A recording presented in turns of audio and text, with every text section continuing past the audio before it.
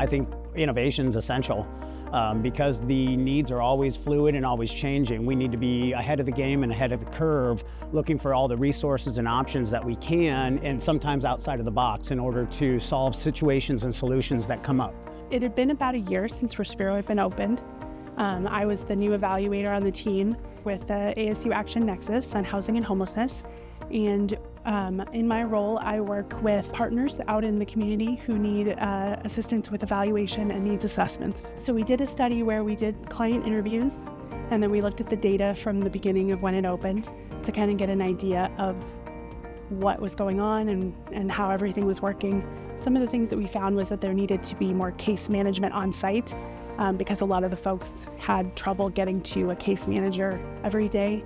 When I came aboard at Keys to Change, there was already a beginning partnership with ASU, and they're already doing a study on Respiro and how it was working with clients and staff. So we start working with them by creating the housing stability plan for each client. My day-to-day in Respiro is basically talking with all the clients, talking with my staff. We try to help with everything. If they're looking for the job, and then starting with the resume. If they are connected with the clinic, if they need to be connected to the clinic, if they need their medications, basic life skills, we try to help them with the saving the money. So we want to make sure that they do not come back again. The idea that everyone has their individual space is great. You know, we're talking about actually giving a different bedding setup so they can have that separation, so they can have that privacy.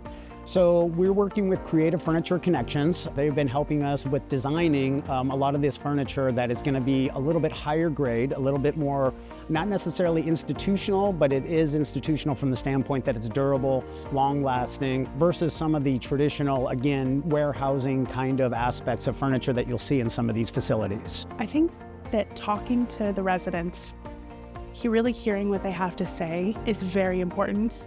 And a lot of academic studies don't get that kind of access because I think that their voices weren't heard before as much.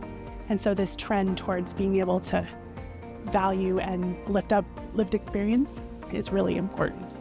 Being able to apply the education-based studies to what is really happening in our world makes the difference, because as they come out of college, universities, and they are in those leadership roles, making those decisions, having the knowledge of what's really happening is what's going to make positive impact.